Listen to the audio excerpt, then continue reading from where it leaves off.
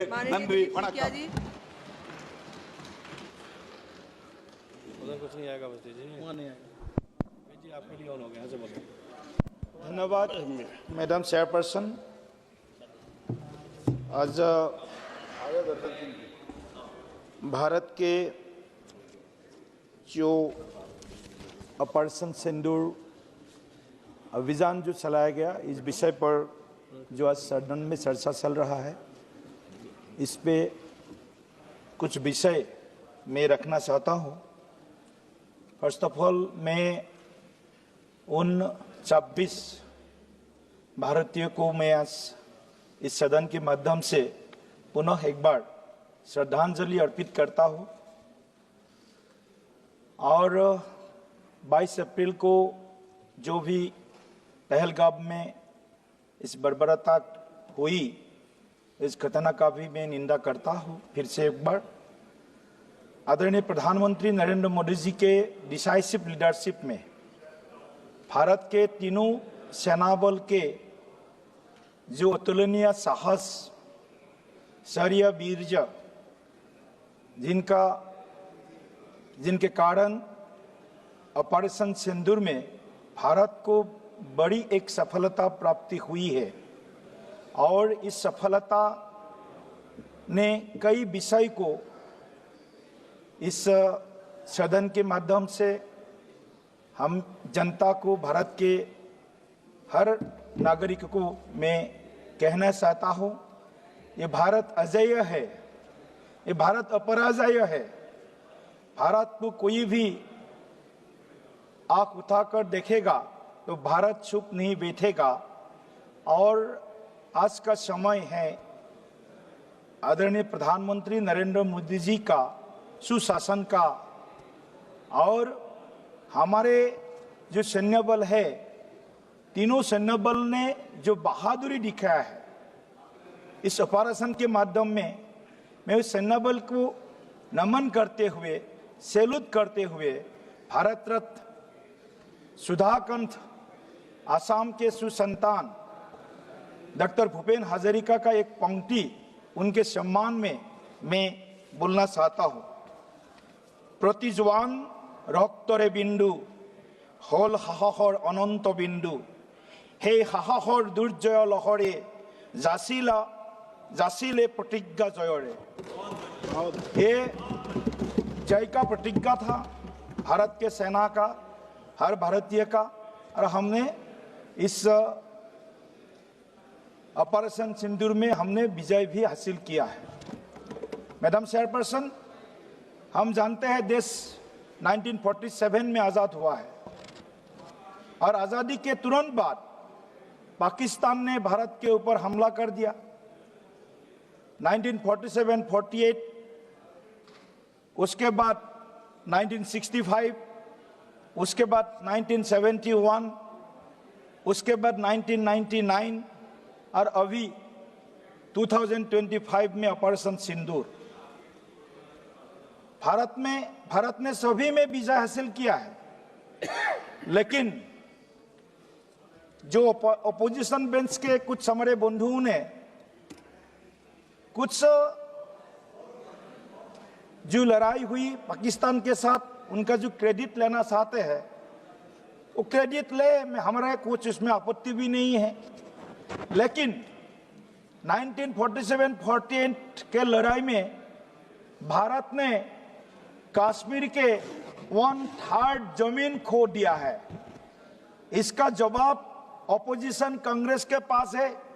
कांग्रेस ने इस सदन में भारत ने क्यों 1/3 ऑफ द कश्मीर लैंड खोया, उसका जवाब कांग्रेस के हमारे सांसद इस सदन पर दे सकता है। क्या कांग्रेस इस लड़ाई में, उस लड़ाई में जो भारत ने खोया है, उसके लिए दुख व्यक्त कर सकते हैं, उसके लिए शरीक मांग सकते हैं भारत के जनता के प्रति? कांग्रेस का यह साहस नहीं है। उसके बाद मैडम चेयरपर्सन, 65 में वार हुआ, 71 में जो वार हुआ मैडम चेयरपर्सन, वो सबसे महत्वपूर्ण है। 71 में जो लड़ाई हुई पाकिस्तान के साथ, 71 में बांग्लादेश बना, भारत के सेना, भारत के उस समय के शासक सभी हम उस लड़ाई में जीतने के लिए हमने सब कुछ दांव में लगा दी। हम लड़ाई जीते भी। 90,000 पाक आर्मी ने हमारे पैर के सामने घुटना टेकने को मजबूर हो गया था। लेकिन बांग्लादेश बना।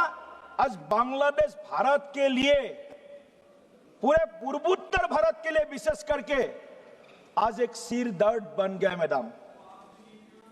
आज बांग्लादेश 71 के बाद पूरे भारत, विशेष करके पूर्वोत्तर, असम, मेघालय, वेस्ट बंगाल, बिहार जैसे प्रदेशों में बांग्लादेशी घुसपैठियों के कारण आज वहां के डेमोग्राफी को भारी एक परिवर्तन, एक बड़ा एक डेमोग्राफिक सेंस हो रहा है। आज उस डेमोग्राफिक सेंस के कारण आज एक के बाद एक जिला, असम के, बंगाल के, बिहार के, आज वहां पर जो मेजॉरिटी है हम लोग, वहां हम लोग माइनॉरिटी बन रहा है। मैडम चेयरपर्सन, बांग्लादेश बना। बांग्लादेश का बनने के बाद भारत को जो नुकसान सहना पड़ रहा है, उसका जिम्मेदार अगर कोई है तो कांग्रेस पार्टी है।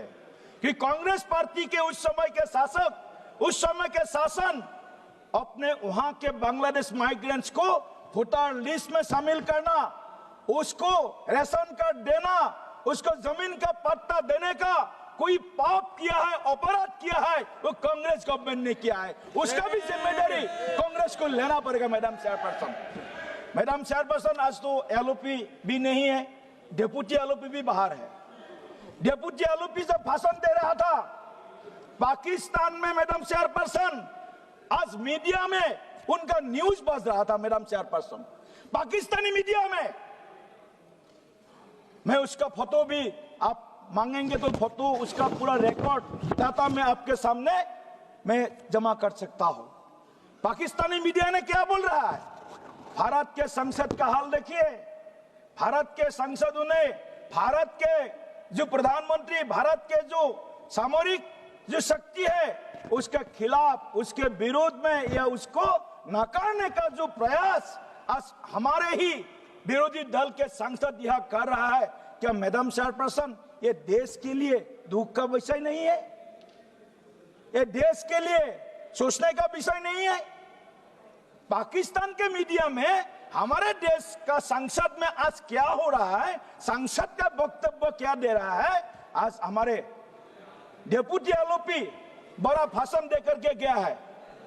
लेकिन मैं डेप्यूटी एलओपी को बोलना चाहता हूं, उस डेप्यूटी एलओपी का भी विरोध में असम गवर्नमेंट में स्पेशल टास्क फोर्स एसआईटी का गठन कर चुका है। किस लिए? मैडम चेयरपर्सन, एक डेप्यूटी एलओपी का, उनका जो, मैं आज बोलना नहीं चाहिए लेकिन बोलना पड़ेगा क्योंकि एसआईटी बनाई है इस कारण के लिए। डेप्यूटी एलओपी का जो वाइफ है वो पाकिस्तान का पेरोल में काम कर चुका है। 19 बार 19 टाइम्स डेप्यूटी एलओपी पाकिस्तान गया है मैडम चेयरपर्सन, और यहाँ आकर के पाकिस्तान का खिलाफ बोलते हैं। ये डबल स्टैंडर्ड है इनका, डबल स्टैंडर्ड नहीं चलेगा। मैं तथ्य के आधार पर बोल सकता हूं मैं मैडम चेयरपर्सन, इस डेप्यूटी एलओपी कांग्रेस पार्टी का आज उनके खिलाफ जो एसआईटी गठन किया असम गवर्नमेंट ने, उसका भी परिणाम आएगा 10 सितंबर को। मैडम चेयरपर्सन, हाउस को ऑर्डर में लाइए, ऐसा नहीं चलेगा। वो भाषण झाड़ के चला गया, हम तो उनका सुना पूरा, हमने उनको पूरा सुना। कोई ऐसा विषय होगा तो ये डबल स्टैंडर्ड नहीं चलेगा, प्लीज बैठिए। ये डबल स्टैंडर्ड नहीं चलेगा। मेरा हाउस को ऑर्डर में लाइए, पहले हाउस को ऑर्डर में लाइए। ये कोई मैं गवर्नमेंट का इनिशिएटिव के बारे में बोल रहा हूँ, गवर्नमेंट इनिशिएटिव के बारे में बोल रहा हूँ मैडम चेयरपर्सन। दिया जाएगा कार्रवाई से। आज मैडम चेयरपर्सन, बैठिए ये प्लीज लोग को बैठिए मिर्ची लगेगा, मिर्ची जरूर लगेगा। जो सत्ता पे है, जो सत्ता बोलता है, वो उनको सहन नहीं होता है। जो सास है उसको हजम नहीं होता ऐसा कांग्रेस कोई पार्टी शब्द आया है को। उसको आप निकाल दिया देखिए, जाए कार्रवाई से। ये सब विषय जो है मैडम चेयरपर्सन, इनको हजम करना है। मैडम चेयरपर्सन, मैं फिर से एक बार आप बैठ